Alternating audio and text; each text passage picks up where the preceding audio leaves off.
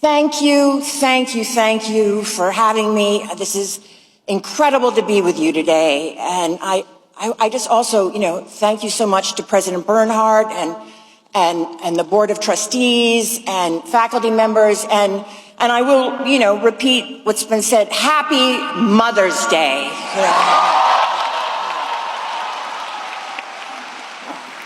And there's very proud moms out there.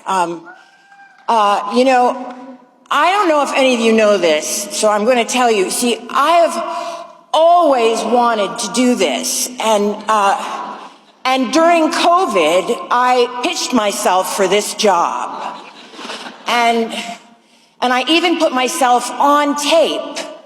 I really did, and it's still on my Instagram. I did a speech in front of some scary looking dolls at my house. And I did it, this was during the very center, the scariest part of lockdown. And I ended up getting a note back, and they said, "We've decided to go in a different direction." I guess I just want to say, I guess it wasn't my year, But the second time was a charm, and now I'm here, I'm speaking with you, and I just want you to know that I'm excited that I'm speaking with, some very excited gay students.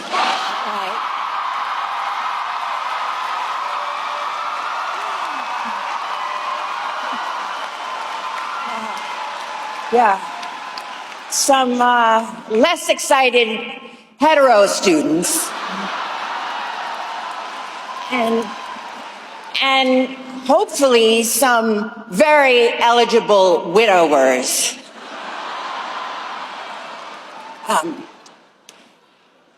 I want you to know that I'm so grateful to be back on campus in the Agganis Arena,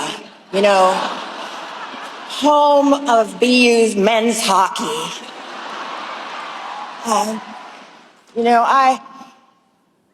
I gotta tell you, and I hope this isn't oversharing, but the faint smell of stale beer and even staler hockey pads is kind of doing something for me. I want you all to know that I grew up just 40 miles down the road in Norwell, Massachusetts. I did. And if you had told the kids that I grew up with that I would once, one day, I would have this opportunity like this, they would have laughed in your face. And I'm being honest. And to be fair, I kind of get it because I was a very, very strange kid. And I guess you had to be there, but I was really kind of odd, and I promise you my parents will vouch for me. And to all the parents and caregivers in the audience that are worried about their kids succeeding, I just want to say, don't. And I say that because when I was in the first grade, the last day of school was called Field Day, and Field Day was a really big deal. It was when grades 1 through 6 competed all together at Osborne Elementary. And my teacher took our class out to the obstacle course, and before we ran it, she just wanted us to know what we had to do. And she walked us all through pointing out everything. You have to go through the tires, you have to go under a log, you have to jump over this, you have to, swing on the ropes, and then you have this last sprint to the end. And that's when you cross the finish line. And when the gun went off, I ran like hell. I did, and I was running alongside Kathy Merritt, the fastest girl in school, and I crossed the finish line ahead of her, and I was so elated that I had won. And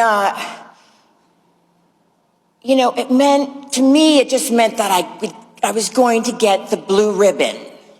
And then the teacher came up to me and told me that I didn't win the blue ribbon because I was disqualified. And it turns out I had skipped all of the obstacles. I just ran along the outside. And it was just incredibly traumatizing because, I don't even know if the whole school started to shame me about this. And, this was like 15 years ago, so it feels like yesterday. But, I carried a lot of shame with that obstacle course debacle. And it was mostly, it was my classmates. They teased me for so many years about it. And they had pretty thick, like, Boston accents, which made it sound so much meaner, Like they were saying stuff like, "Good going, Jennifer, you friggin' idiot." And, "Who taught you directions? Amelia Earhart?" And, "Jennifer, the clams in my chowder are smarter than you." "Go Sox!" But you have to understand that I became completely paranoid as a little girl, and that I didn't understand. It was completely clear that I didn't understand what was going on, and I kind of didn't. I was unaware, and I realized I was going to go the rest of my life as a joke, and I was so uncomfortable with myself. I began to completely live in my head, and from that moment on, and even as a child, who was scared, I just couldn't comprehend the world somehow, and somehow I made the decision in this moment, and I remember it well, that you just have to have insane expectations and believe they're going to come true. And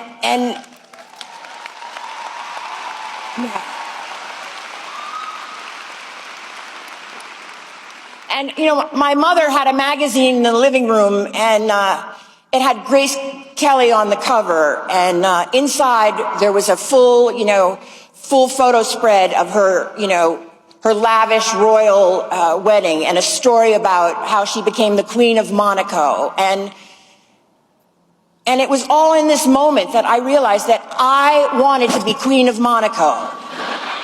And I genuinely, I'm not kidding, I convinced myself that I had a chance at it. And I almost hypnotized myself into an impossible life. I planted the seed, something, so far beyond that, something realistic, in my brain.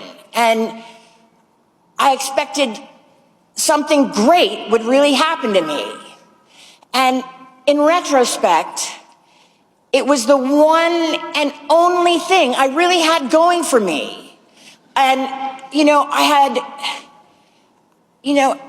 I had this thing inside of me telling me that I could achieve anything in this world, and there was just nothing to back it up, and I'm really talking like severe depression aside, my fantasies somehow they sort of gained momentum, and I sort of started to power my reality somehow. And you can always probably relate to really wanting something. I bet everyone in this room really wants something. And maybe it's a writer here. You want to be a famous writer, or just a decent writer, or a great director, or an actress who gets a job or two, whatever you want. But it's all okay. It's all totally okay. But when you find the thing that you want to do, I really want to highly recommend, just frigging go for it.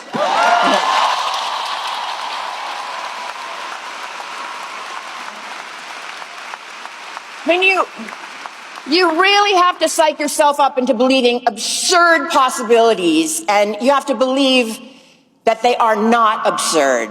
And, because, there's nothing foolish or accidental, there's nothing foolish, there's nothing accidental, about expecting, the seemingly,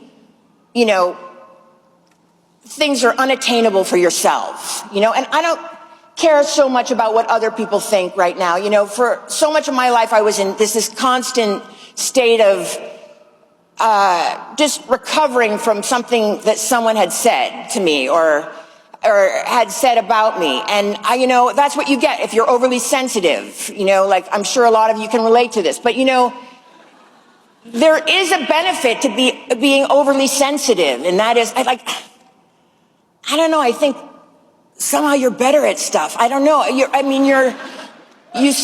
taking in, it's such a hard hit when people say stuff and you see, no one else is sort of reacting and you take it hard. But I swear to God, you pay for you benefit from the hit. And I don't even regret that anymore. And, I just want you all to hear me say that, don't listen to the people who mess up the real story that you've got going. And,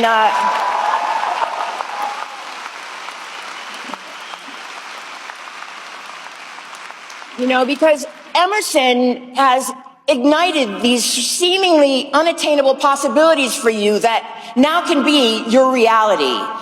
And it is your ability to convince yourself you really can make it, because you really have to be your own champion. And so this is my advice. And that really was my advice, the main part of my advice. But I do have one last little confession to make. And that was that, the story I told you about the obstacle course, it was just a metaphor. No, I'm joking. No. Wait, but before you turn to me, I want you to know, it really did happen. It really did. And it was super traumatizing, and, but I've somehow lived through it, and I brought it up to all of you today, not to rehash old wounds or anything, but rather so I could tell you that, it really doesn't matter what anyone thinks or says. When it comes to the obstacle course of your life, you have to find your own path. And you can't perfectly plan it out from the beginning. And part of directing your life is just letting it unfold. So let it.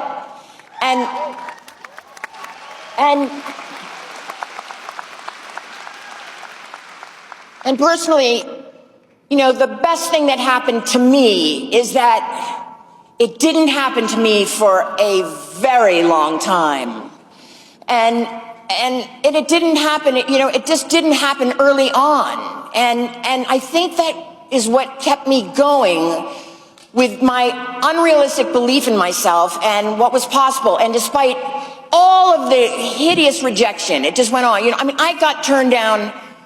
Like, I would go in for an audition where my only line was to get in an elevator and just saying, going up. And they didn't want me,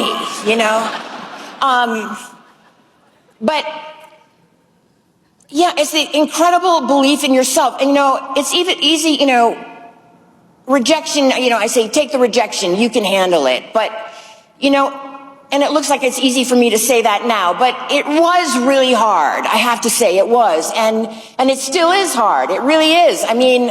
Like I told you before, it took me, 2 tries to even get this gig, And That's okay. And, it's okay to be sensitive and feel things. I just want to say, feel things profoundly.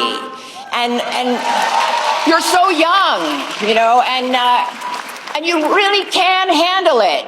And I promise you. And I mean, you may be leaving Emerson, but you are not leaving one another. And I know we're living in very scary times. And I just want to say, hold on to each other.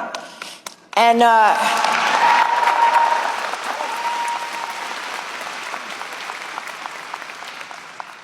there are no great expectations to be realized without great people to realize with them. And I very strongly feel that way. I am so, I just can't, it's hard not to cry, but I'm so unbelievably proud of all of you. And I cannot wait to see, what's ahead for you.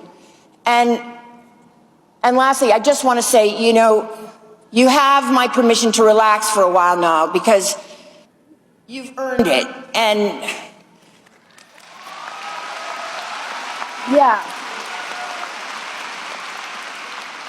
And so what I'm saying is, give yourself the weekend or, maybe the summer until Labor Day. I mean, Labor Day, it's, basically Thanksgiving. And then after that, it's practically the holidays. So, you might wait till the new year to really, lock in. Yeah.